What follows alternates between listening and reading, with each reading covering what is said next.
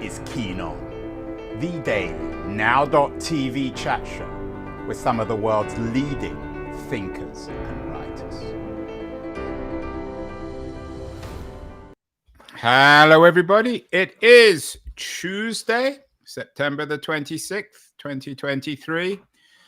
AI yesterday and AI today, AI tomorrow, no doubt, too, on Keen On. Yesterday, we did a show with Bethann Patrick, the literary critic of the Los Angeles Times, talking about 6 speculative novels imagining a world saturated by AI. It's not hard to imagine all that. And the book she picked out as the best book about this imaginary AI future, which is not so imaginary these days in the age of Chat GPT, was Kazuo Ishiguro's masterpiece, Clara and the Sun. It's a rather dark book, although perhaps not quite as dark as some of the other speculative fiction, imagining how AI is going to squeeze the last drops of humanity out of all of us.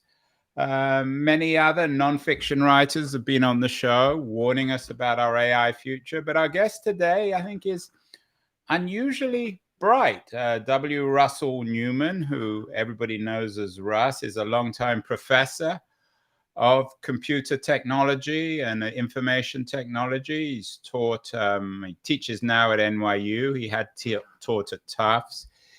He's the author of a number of interesting books on tech, AI, and media. And he has a new book out. It's out today, Evolutionary Intelligence: How Technology Will Make Us Smarter. And Russ is actually going against the grain. Most people seem to believe these days that technology is making us dumber. Russ is joining us from his home in the West Village. Congratulations, Russ, on the new book. Thank you. Andrew, squeeze every last drop of humanity? Really? Well, that's not me, Russ. That's everybody else saying that. Oh, okay, good. Good to hear. I'm just the host, Russ. So you're unusually optimistic. Have you always been optimistic about tech? No, I'd like to argue that it's a balanced combination of concern and hopefulness. My notion is that, and I sort of agree with those people who say these are really important issues to address. I don't agree with those that basically project human traits onto these computer systems and assume that Siri really can't wait to kill us. I think that's just a classic case of imagining that if something's intelligent, it's going to be intelligent in the same way that humans are. And the book is about how these computational systems can actually complement and correct for the kinds of errors that human cognition is so famous for. Before we get to the themes and arguments in the book, Russ, have you been taken by surprise by the explosion of generative AI, ChatGPT, and now this mania on the coasts, particularly where I am in Silicon Valley, for new AI technology? I think everybody was surprised. I'm not sure. If you think about it, the term artificial intelligence was coined in the mid-1950s, and there's been decades of mixed failure and limited success. And so the spectacular results that came from the most recent tests that were done by OpenAI in GPT-3 and 4 and ChatGPT generated a wholly new, I don't know, order of magnitude, a new paradigm for how creative and evolved these systems are. So yeah, we were all surprised, I think, including the guys that built the system. You use this word, Russ, evolved. You're not a biologist. I'm not sure what your thoughts are on Charles Darwin and his theory of evolution, but there's certainly the notion of evolution seems to be in some ways central to your argument. You talk in your book about an evolutionary stage in human capacity and human intelligence. Are you influenced by Darwin or Darwinism, or certainly evolutionism in your thinking? I am, and let me tell a short story. This short story is based on a fellow named Tomasello, a professor currently at Duke, who said, if you look at the evolution of the human species, we are 98.5, 99% the same genetic makeup as our forebears, various bonobos and chimpanzees. And yet our behavior is so distinctively different. There hasn't been enough thousands or even millions of years since we split off from that genetic line of the primates to explain why we are so different. And he says the secret is we talk to each other, we communicate, we work collectively, we share ideas. So our communication skills are what make us distinctive. And from that talking, we invented technologies that made us stronger. We invented the wheel, so we were better at getting around. And this is the next stage in a coevolution of human beings and our technologies, the technology that will make us smarter. You present it as a straight line narrative, a Whiggish version of history, of evolution, of progress. Have there been any mistakes? The invention of weapons, of gunpowder, of nuclear technology, Russ? You know, the answer to that question is, of course, there's been mistakes. And of course, there have been misdirections. And any powerful tool in the hands of a malevolent individual can lead to malevolent results. And so there's a chapter in the book called There Be Dragons, which raises, I hope, a carefully balanced assessment of what we need to be careful about. But the key is to understand that the locus of control of this technology can be in the hands of humans, not in some separate robotic device that has its own goals. We had Simon Johnson, another distinguished academic, on the show recently. He wrote a book with Darren Acemoglu called Power and Progress, Our 1,000-Year Struggle Over Technology and Prosperity. I'm sure you're familiar with the book. It was on the long list of the FT books of the year. It's on a lot of the best books of the year. Johnson is less a critic, and Acemoglu and Johnson are less critics of technology, more focusing on the way in which it's resulted in inequality, in which this technology has been used and created by dominant classes to pursue their own interests. Do you address that issue in your book? I do indeed. And it's a serious question. When any new technology comes out, it tends to be controlled by elites, and it's expensive and inaccessible and may require some technical skill to make the best use of it. But the basic function of Moore's law and the lowering cost of computational capacities, and hopefully an open marketplace of competition among vendors, the capacity for using smart wearables, smart glasses, ultimately smart contact lenses, will put the power of AI in the hands of everybody. But when it comes to AI, Russ, we're not even in a Web 2.0 situation where we had new startups, Googles and Facebooks challenging the old powers, Microsoft. It seems as if the dominant big tech companies, the Googles, the Microsofts, the Amazons, the Apples, are controlling everything about AI. There isn't even much of a startup ecosystem here. Where's the evidence that the benefits so far of AI are going to, so to speak, trickle down to everyone? Well, you're quite correct. However, it was OpenAI, which was indeed a startup, initially a nonprofit startup, that got the ball rolling in the most recent attention to large language models. And Anthropic is a spin-off of OpenAI, and they're getting a lot of attention for their developments. So my view is that we'll see a lot of competition because of the attention to this space. But the ultimate control can be put in the hands of the customer, not the individual that designed the platform. So somebody who manufactures hammers or manufactures pencils or manufactures typewriters doesn't control what the typewriter says and how the hammer is used. That's, I think, a key takeaway. Yeah, I take your point, Russ, and I don't want to overdo this issue, but you mentioned Anthropic and OpenAI. Both received enormous investments from big tech companies. OpenAI, of course, from Microsoft. Today it was announced that Amazon have invested a significant amount of money, several $100 million in Anthropic.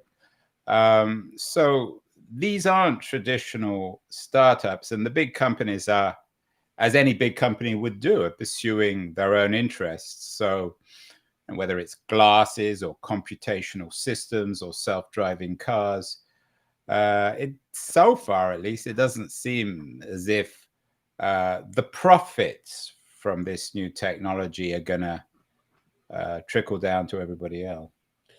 I'm not sure OpenAI is making a lot of profits yet. We're at a stage, you made a reference to the metaphor of 0 and 3.0. Yeah, we're at a very early stage, so it's not yet clear what the level of profit taking is going to be. And the point I like to make to draw people's attention to this is, if there are like five major institutions or companies that are generating fundamental platforms, the real competition will be between different versions that have been tuned for special. So if you're a fan of bird watching or a fan of ancient Greek history, there'll be versions of these intelligent systems that have been fine-tuned for the community that has special use needs, and hopefully will be controlled by competitors. Coming back to your book, which is just out today, Evolutionary Intelligence, How Technology Will Make Us Smarter, you mentioned that we're a couple of steps, at least in evolutionary terms, from our pre-human ancestors. Are we smart at the moment, Russ? When you say make us smarter, you're not suggesting that we're either smart or stupid. Are those useful terms? I think they are. I think we can come up with a pretty common sense and very useful definition of what intelligence is. Intelligence is an accurate assessment of the environment so that each of us can individually optimize based on whatever resources we have, optimize for the best results given our interests. What happens in the typical case of a human is that we misinterpret our environment, and we have all sorts of cognitive shortcuts and laziness about thinking through options, and we get stuck in old ways of doing things.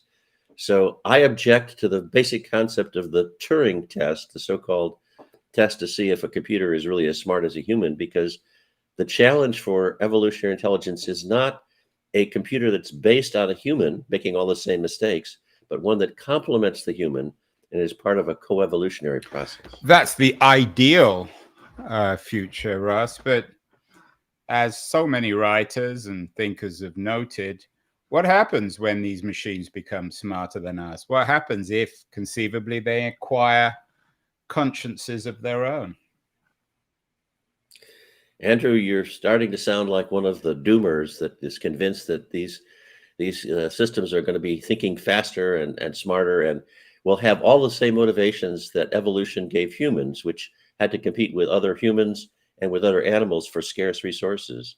I just don't see the structure of these systems as having been evolved. Scarce resources, competition, and destruction of or competition with an enemy that would lead to that natural behavior.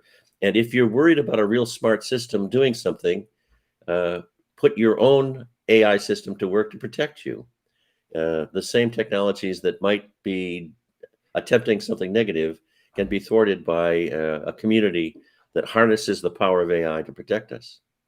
We are talking to the last optimist left in America, perhaps, when it comes to AI, W. Russell Neuman, otherwise known as Russ. He has a new book out, Evolutionary Intelligence, How Technology Will Make Us Smarter. I've cross-examined him in the first part. The second part, I wanted him to talk a little bit more about how this new technology is indeed going to make us smarter. But I want to have a break. One thing that will certainly make us smarter is Liberties, a quarterly journal of culture and politics, some of the best writing, published 4 times a year. We're going to run a short feature on Liberties, and then we'll be back with Russ Neuman to explain how AI may indeed make us smarter in the future. So stay with us, everyone. Don't go away. Beyond the news, the noise, there is nuance, insight. Liberties is not just a journal of ideas. It's a meteor of intelligent substance. It's the place to be for engaged citizens. Politics, opinion, substance. Liberties is a triumph for freedom of thought, a quarterly of urgency, of cultural exploration, of intellectual delight, of immaculate prose. It's invaluable. Subscribe now or find Liberties at your favorite bookseller. And you can check out Liberties at libertiesjournal.com. We are talking with W. Russell Neuman, Russ Neuman, the author of a new book, Evolutionary Intelligence. It's just out today. It certainly will make us intelligent, more intelligent than we actually are. Russ, in your book, you talk about AI as a broader evolutionary stage in human capacity. Explain a little bit more about what you mean by that. Well, it's kind of amazing that what makes us part of a community that is living together in villages and communities is only about 10,000 years old. We just figured out how to basically keep some animals in the same place so we don't have to chase them around and find random berries in the forest by inventing agriculture. So that's a relatively recent invention. The replacement of gestures and grunts and pointing with articulate speech, including the capacity to articulate abstract notions, is also relatively recent in human evolution. And then, of course, everybody knows the Industrial Revolution, where we substituted machine power for human power to make us stronger. As we move to the digital revolution, we've used the technology of digital, universal internet communications to communicate with each other. The next stage is using that to not just communicate, but to evaluate, to use a combination of inputs and outputs to advise us, not to direct us. And that coevolution of human perception and the capacity to put these technologies to work for our benefit makes me an optimist. It all sounds good, Russ. You're one of the few people, as I said, to paint a positive future. But perhaps you might be a bit more concrete. As I said, yesterday we had Bethan Patrick, the literary critic of the LA Times, on, talking about imagining a world in which AI dominates. We've done a number of shows on the impact of AI on writers. Some people believe that it will make writers redundant. Be a little bit more concrete in terms of your optimism. How is AI going to make writers more intelligent, more productive, and perhaps even happier? Writers tend to be rather miserable souls, as I'm sure you know. Challenge the premise, as you articulated it, that AI will dominate. AI is a tool. Writers will dominate, and they will have increased capacity to design, to evaluate, to experiment, and get feedback from these intelligent systems. So, for a concrete example, let's think about this notion of how these systems might be not based on human intelligence, but complementary to human intelligence. The classic case is when you want something, you can't imagine that what you want is not the next best thing and next in line. So we have a confirmation bias. We look in the environment for data that supports our presumptions. A gentle nudge from us can warn us that, well, maybe you ought to look at the other side and not just presume that the cherry-picked examples that you've picked are going to be the best basis for making a decision. A lot of people, Russ, have worried about privacy, that AI will reveal everything about us, even our souls or our inner world. You're more optimistic on the privacy front. Why? Well, if I can turn tables on you, Andrew, and ask a question, what do you think information about you as an active person on the internet is worth every year to the big tech companies? Give me a dollar estimate of what you think your information about you is worth. Me personally? Yep. Very little. 5 cents, maybe. Okay. 5 cents. Okay. The answer is $1,000. There's advertising. There are all kinds of support for online enterprises where advertisers want to be able to target their marketing message to people who have interests, and your interests would be reflected in the kind of ads you see online. The industry currently, if you take the total amount of advertising and divide it by the number of active adults, online in the United States comes out to about $1,000 per person per year. So my proposal is, if you don't want to have anything targeted at you, use AI to defend and build a moat around you so none of the information will leave about your preferences and none of the marketing will come in. However, if you're open in the fact that you like chocolates and are fond of particular types of wines and don't mind some marketing of those products, then you basically have your AI system negotiate with the vendors and say, okay, 50-50, you keep $500, give me $500 for my information. After all, it's my information. Now, you couldn't negotiate with each different website that you visited, but your AI can. Well, that sounds rather, I have to admit, that sounds rather utopian. Uh, why would Google agree to do that? Or why would Facebook or Amazon agree to do that? The AIs can't force them to do this. Yes, they can. When you enter into a exchange for information with a product vendor, the privacy policies are such that if you took the time to read them and execute them and use the technologies and the manipulation of the cookie databases correctly, you can be an anonymous user of the internet. It takes a lot of effort, and that's where the AI comes in. But it would require interfaces, startups to have products or systems that will empower people to do this.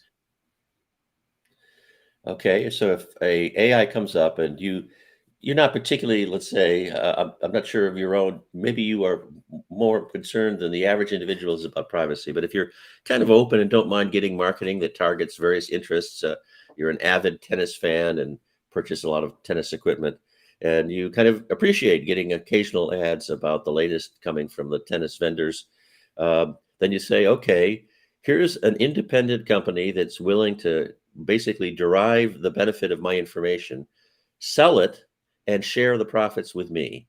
And those would be neighbors of yours in the Silicon Valley that will be starting these kind of companies up because the personally controlled AIs make it possible. You believe, and you argue in the book, Russ, that digital technologies will compensate for human weakness. Could you give me some examples of the type of weakness that they'll compensate for and how this will work? Okay, we tend to rely on something that worked the last time without appreciating how the changed and might need to reevaluate the different techniques we've got for being successful in our environment. And the AI will do the work of updating us on new. As I said before, we tend to try to confirm our own biases, and the AI, because it has no particular motivation to confirm your previous judgments, would have a gentle, intelligent, hopefully persuasive argument about, well, you ought to examine some of the other options that you have not yet examined. And you argue in the book that we need to computationally compensate for ourselves. You believe that AI will be able to do this. The current internet seems to deepen our biases, our anger, create echo chambers, challenge even the idea of truth. We've done many, many shows on that. How can AI help that? And don't we need to recognize that we need to, to borrow your language, computationally compensate for ourselves? And most people don't think they need that compensation. Most people think they know everything and that they don't need an AI to educate themselves. You're quite correct. And if I may, let me recommend another very interesting author you might consider for including in your review of leading thinkers. His name is Michael Mann, and he's just published a book called On War. And what he does is he looks at all of the decisions that were made by various people, most recently Russia's Putin saying, boy, I'm going to win this war. I've got a great army and the enemy is pretty weak. And boy, is this going to be a short war and it's going to be great. And it turns out that was the thinking when the wars get started. And as they continue, the evidence, and unfortunately, some of the military experts reinforce those impulses. So there's an example of a straightforward, not confirmation bias based evaluation of whether it's a good idea to start a war might prevent one. What about sorting out the propaganda from the truth? How can AI help us with determining what is and isn't true and determining what is or isn't propaganda? Well, some people, as you may have guessed, my next response, some people can't handle the truth. Some people enjoy being playful. And one of my favorite quotations was from some years ago, a Trump supporter, when he was originally being a candidate for president, and was supporting the idea of building a wall along the border between the United States and Mexico. And the interviewer asked this Trump supporter, "Do you think the wall will work?" And the supporter candidly said, "Nah, I don't think it'll actually work, but I just like the fact that it's there." So there's all of this symbolic investment in believing various kinds of symbolic things. And, that's the human condition. But when it comes to making hard decisions, like something like going to war or making a major purchase decision, a home, uh, uh, a major career decision, whether to pursue an academic career or a business career, those kinds of things. There's a lot of information that could be provided by a personally attuned artificial intelligent agent. You've talked about symbolic stuff, that we just rely on things even though we know they're not going to make any difference. I suspect, and this may include myself, that we know that regulation isn't going to make a lot of difference, but there's some symbolic certainty there that at least we can hope that government will make an effort, even if it's going to fail. I know you're not enormously optimistic about regulating this new technology. Is that because you don't think government can have any impact? In order to regulate artificial intelligence, you need to be able to define it.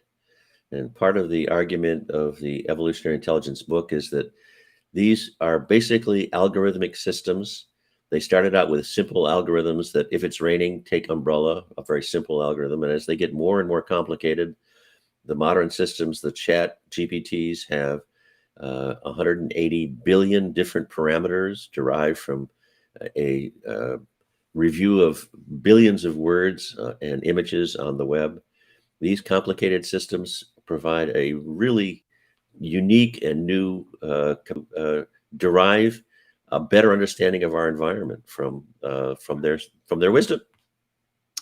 Finally, Russ, we, as I said at the beginning of the show, in September of 2023, 25 years, 27 years, we'll be in the middle of the 21st century. Give me a picture of a world dominated by AI that's attractive for you in 25, 27 years. Where can we be in 2050 that will mark a self-evident evolution of intelligence? How can we get to a point that technology, not how, but what will this place look like? You've talked about how we can do it, but describe this place in the middle of the 21st century, a world, if not dominated, permeated, saturated with AI, certainly influenced by it. Okay, this is wonderful short snippets on YouTube of an older father or grandfather showing a 45 RPM record or a dial telephone to a youngster, and the youngster is completely befuddled by what this possibly could be and what it could possibly do. And currently, we have a sense of what a computer is. It's a laptop, maybe a desktop. Maybe we have a sense that the smartphone in our pocket is actually a computer. That physical entity that we now think of as a separate device that we punch buttons and get it to do things is going to blend into our own existence and perception as the computer melts into our wearables, our glasses, and ultimately our contact lenses as it helps us more accurately perceive the world and our bodies. I have a section that talks about this delicate issue. Your neighbor, Elon Musk's company, Neuralink in San Francisco, has been experimenting with moving into the brain itself. And my hope is that almost all of this can be done by communicating through our senses of sight and sound and tactile input and that all of this can happen without the need to actually drill a hole in the brain and connect some electrodes. So I'm not a big fan of BCI, this notion of direct brain-computer interface.